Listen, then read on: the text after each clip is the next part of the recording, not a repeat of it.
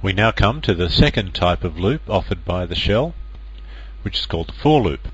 And as I mentioned before, this is actually unlike any for loop that you'll find in a regular programming language like C or Pascal or something like that. So let's have a look at how it works. The way the for loop works is it causes one variable to be set to a given sequence of values. That's the premise behind the for loop: set a variable to a given sequence of values and then execute the code block once for each value. And it looks like this. This is a little example. If you had a variable called var1 and you could set it to a range of values: bread, meat, dairy, vegetables, fruit, 5 different values there.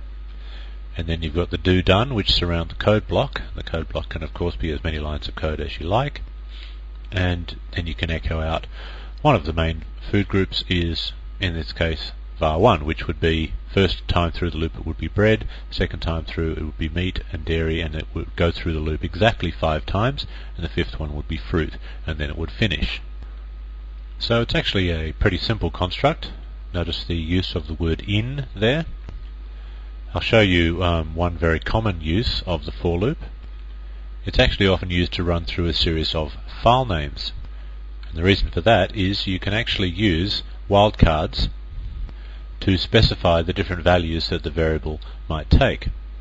In this example here that I'm showing you, I'm using the asterisk. So the variable fname will take, in turn, one value that represents each of the star.txt files in the current directory.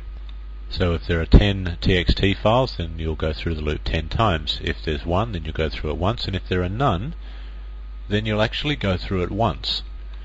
And the value that you will have for fname as you go through will actually be star.txt.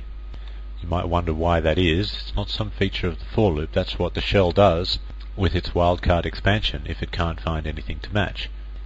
It just leaves it as it is.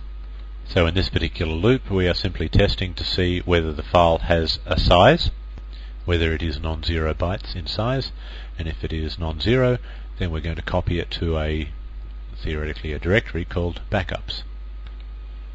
So that's pretty much it for the for loop. As you can see, it's just as simple as the while loop, but it works in a slightly different way.